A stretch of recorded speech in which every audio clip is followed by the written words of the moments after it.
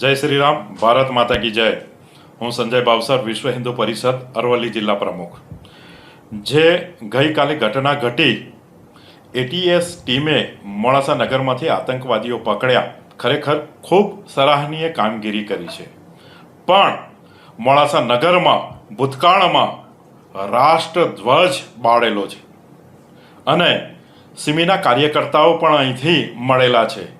તો માનનીય કલેક્ટર સાહેબશ્રીને અને એસપી સાહેબશ્રીને નમ્ર વિનંતી કે મોડાસા નગરમાં કોમ્બિંગ થાય અને એ જોતા અરવલ્લી જિલ્લામાં પણ મેઘરજમાં અને ટીટોઈમાં પણ એનું કોમ્બિંગ થાય.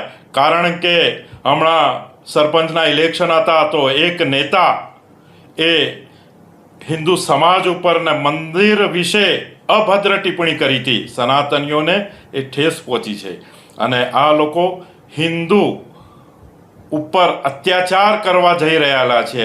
તો સરકારશ્રીને એક મારી બીજી વિનંતી છે, નમ્ર વિનંતી છે કે જેમ યુપી સરકાર જો આ લોકો આતંકવાદીઓના ઘર તોડી નાખતા હોય, એમની જગ્યા, જમીન, મિલકતો જે જપ્ત કરતા હોય, સીલ કરતા હોય, તો ગુજરાત સરકારને મારી બીજી નમ્ર વિનંતી છે કે હમણાં પણ જે આતંકવાદી પ્રવૃત્તિ કરતા હોય, જે સિમીના કાર્યકર્તાઓ ભૂતકાળમાં છે, એમના પણ જે મિલકતો સીલ થાય એવી હિન્દુ સમાજની માંગ છે. જય શ્રી રામ, ભારત માતા કી જય.